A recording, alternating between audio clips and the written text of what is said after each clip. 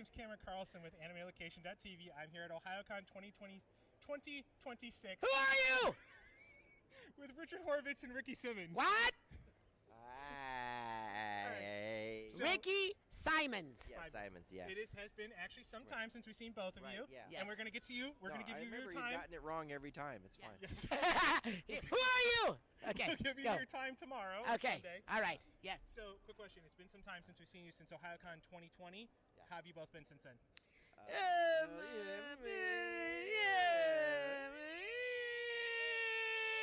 Fine. Great.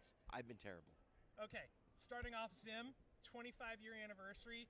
What's it like been for both of you to ride the fun of Invader Zim for 25 years? Woo! Eh, It's like, woo. yeah. Ow! It's been great. Well, I see you guys have just still the same amount of fun, chemistry, love, Right. and energy with each other. And Sure. Yeah, sure. You know, Sure we do. That's One what just they call happens it to these be- days. Yeah. One just happens to be a dominating world alien with a robot companion that stuffs muffins in his head. So, you know, You want a and Ricola? No, I'm good with the Ricola, thank you. want a Sponsored by Ricola. alrighty. Well, Ricky, we'll get to you All right, on he's another telling fun me to day, go but we away. love. Goodbye, No. Ricky. We love you, and we'll have you come on back. Bye, on another Ricky. time. Can I give you that? Sure. I love you. You are the best. Bye, Ricky.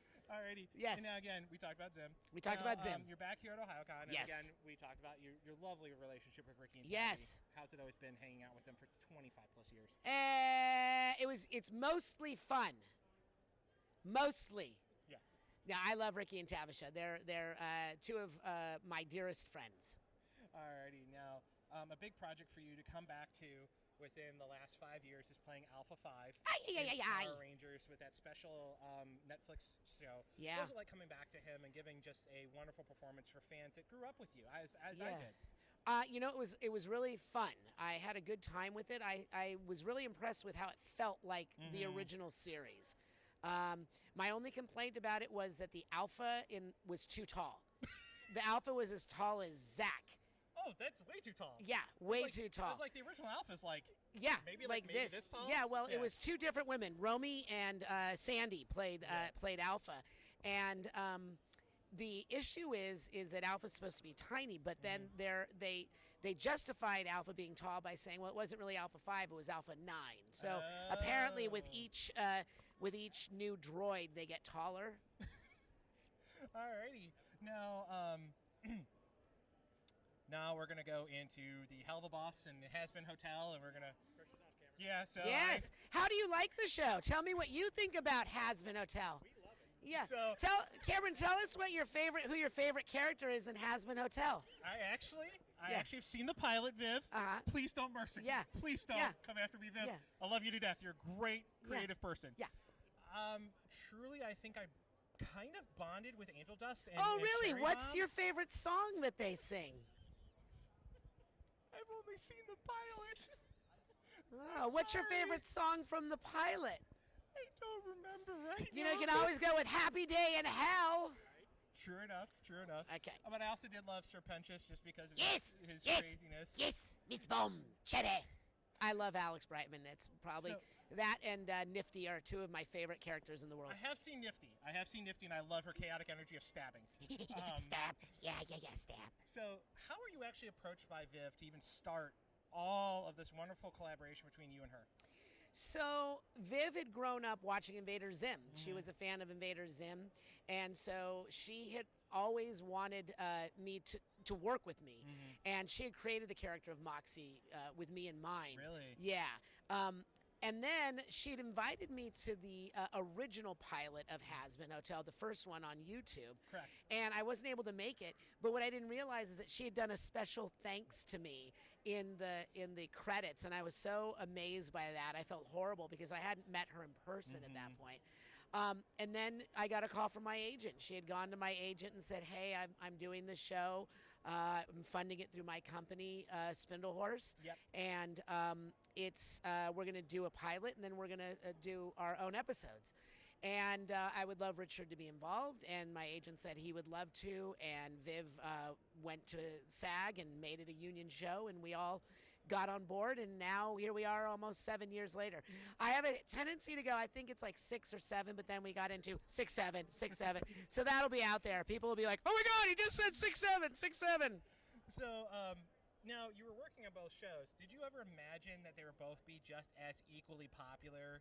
You know, because I started off, I actually fell more in love with Hell of a Boss than I did. Yes, understandably so. I mean, but I love Moxie, and I love his attitude, and I love the chemistry between him and everybody Millie else in the show. and Millie, yeah. Millie. So I always knew that Viv was destined for greatness because she already had a huge following by the time she came to the pilot phase of things, and she's super talented.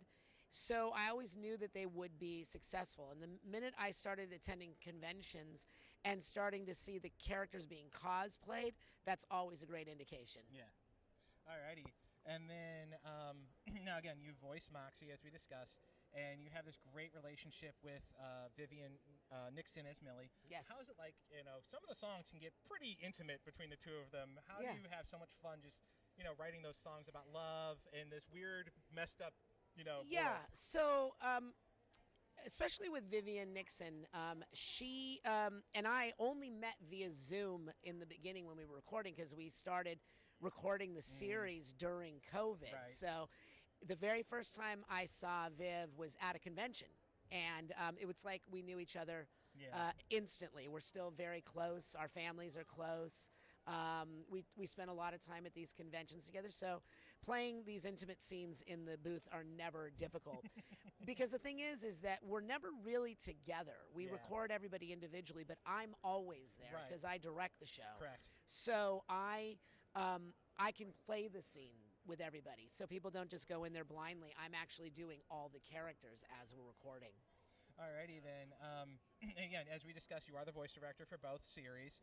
How do you make sure that you're getting the right energy out of someone during a session? Because, I mean, there's a lot between the musicality, there's a lot between the vocal range they have to perform, and then bring it down when need be. So how do you make sure that you're just giving everybody the right push in the right direction? So the people on our shows are already naturally gifted actors, especially on Has-Been.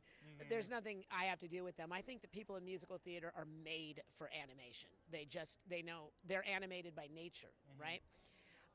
And so the musicality and all that, not even an issue.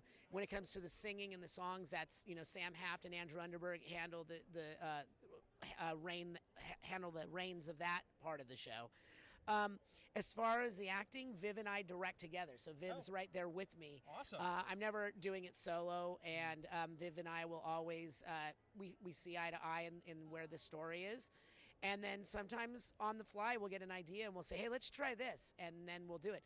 We are not always married to the script. I've seen that. Yeah, we let everybody have their own pass at it, meaning like, especially with someone like Brandon Rogers. Well, we'll get to him in a minute. Yeah, who rarely records anything as written. But it's fun, you know, it's fun. We'll get to Mr. Blitzo in a second. Yes. I mean, sorry, Blitz with Yes. silent O. Yes. Now, as a voice director for both, now that you have been through several seasons of both shows, are you amazed at the depth and continuing storylines that Vivian brings to both shows? I'm always amazed, but I know the storyline is going to be fleshed out and deep because Vivian's known how both shows' stories start and end from the get-go. Okay. It's nothing that we're looking for. She knows exactly where she's going. All right, so she already has a clear path in mind. Absolutely, absolutely. Okay. So as a voice director for both shows, you were also involved in directing the singing as well, such as directing Jinx Monsoon. Oh, and Jinx the rest is of the great. voice cast. How is it working on that? Amazing. There's not one person in this entire 7 years that we've been doing the show that has ever been not someone that I absolutely love. Everybody has been great. Jinx is amazing. I have a special fondness for all of the cast, but I have special fondness for Christian Borle, who's amazing, Brandon Rogers, Vivian, Erica. I mean, our whole cast is just, we're like a family. Yeah. We just and we spend a lot of time on the road at these things together. So yeah. Which I noticed the dinners that are held occasionally. I've seen some of the Yes. dinners that have been held. Yes. So now you've you've developed. This is where we're going to Mr. Brandon Rogers. Who? Who? Who? Mr. Brandon Rogers. Who's that? Blitz, Silent O. You've created such a wonderful relationship with him, and that you've also appeared in several of his shorts. Yes. What's it like when you actually get to do live action with him? Amazing. And they're just as chaotic. It's Brandon and I are both like chaotic by nature, right? We're both very like our heads move faster than our mouths, right? So Brandon has like his personality that's front and center, but behind the scenes, Brandon is very, very specific. He knows exactly what he wants. He can edit, shoot, and film these things like all in like a matter of an hour. I mean, he's that good at this. But we have a very close relationship. He was just at the house the other day on something we were working on. So yeah. Yeah, he seems like probably one of the more well-rounded entertainers that I've ever witnessed in terms of his vocabulary, his willingness to extend himself, get into character. And I can tell that when he approached doing Blitz, it very much was like this was meant for him. It was very much funny for him. Because when Vivian met with Brandon, because Brandon also writes for the show, and he and Viv worked together on the show. When she approached him and showed him the artwork, he thought he was going to play Moxie. He thought he was Moxie, and Viv said, no, you're Blitz, and that's how that came to be. Yeah.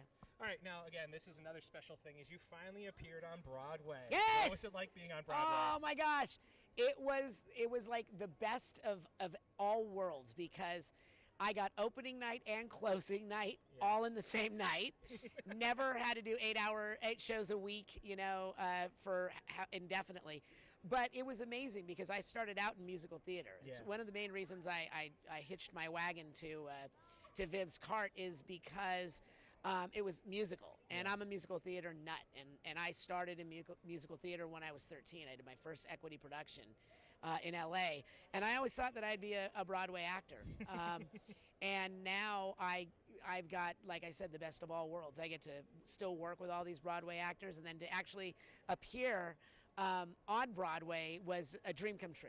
Yeah. And now, how excited were the fans that day, and do you have a favorite story from that time that you got to do that Broadway day? So the whole thing literally happened so quickly. It was so quickly. It was literally, I was at a convention the week before they were going to shoot, and this thing had been in production for some time. And I'm at a convention, and Viv called me up and said, hey, where are you? I said, well, I'm at a convention. She goes, well, what are you doing this weekend? I said, I'm in El Paso this weekend. She goes, cancel it. You're going to do Broadway. I'm like, what? She's like, just cancel it. Get out here. Literally, we went home. We canceled the convention appearance. We rescheduled it. Then Amazon flew my wife and I out to New York. We got there on Saturday. I rehearsed on Sunday all day. Monday, we blocked it in the theater, and we went to it, and it went by so quickly. My favorite stories of that is just, you know what? Christian Borle and I were really nervous about, because Christian had 2 songs that are very quick, very fast-paced. And so he's got to do Vox Populi, plus he's got to do his other song. And he was afraid that he was going to, stumble on the words, which he did, which he handled it with such aplomb because we just went back and reshot it. But those moments, where we were both, going, oh, boy, hope we don't mess this up. And I only had 4 lines to sing, so. Alrighty, now, are there any upcoming projects you want fans to know about that are currently not behind an NDA wall? Well, we're hoping to put out season 3 this year. That's our plan of Hell of a Boss. Other things are, I'm doing Loud House still. I'd still do the Loud House on Nickelodeon. In fact, I do the Loud House with Gray Delisle over there. I'm talking about our roles on the Loud House. You may come over, ladies and gentlemen, boys and girls, people of all ages, sizes, creeds, and everything. Please welcome the vocal stylings of Gray Delisle. Jeepers, there's a creepy mystery happening here. Wow, everybody, welcome to Weselberg. And I play Scoot on the Loud House, and Lana on the Loud House, and Lola on the Loud House, and Coach Kick on the Loud House. And Mrs. Bernardo on the Loud House, who sounds like Catwoman a little bit, only an older Oh, and Azula from Avatar The Last Airbender. My own mother thought I was a monster. She was right, of course, but it still hurt. She's Mandy from the Grim Adventures of Billy and Blue. Yeah, whatever, idiot. Shut up. Yeah. Go eat your boogers. Yeah. There's Greg. There's Grim. Grim. Hey, Grim. Come here. Yeah, come here. I Grim. think Ricky just wants to pull in everyone he loves. Today. Grim. Ladies and gentlemen, boys and girls, please welcome the vocal stylings of Mr. Greg Eagles. Well, hello, everyone. I am back, all of us together, the triumphant of the grim adventures of Billy and Mandy in the wonderful and frigid city of Dayton, Ohio. Yeah, come see us, you idiots. Yeah, am I the only one who understands the complexity of this cinematic masterpiece? Masterpieces. You are all delight. I love all of you. We're not done, damn it! We are. Well done. Okay, back to you. No, I'm never I love done. all of you. We'll get to both of you. He's never done. Never. Check out our other interviews coming forward. Alrighty. Yay. Alrighty. And then one last thing. You're watching me. Is there any way for us to keep up with you and a message you want to give to your fans? Yes. My message is thank you, everyone who has supported my career and my work for over 30 some odd years. Almost 40. Almost 40. Thank you. And also, you can follow me on Richard Horvitz VO on Instagram, or IG, as the kids say. And one last thing. From all of us here on our crew, thank you so much for working on Has Been Hotel and Hell of a Boss. Keep up the great work. Aw, thank and you. we can all not wait for more, especially me, since I need to watch all of it. Yeah, what was your favorite episode in season 2 of Has Been?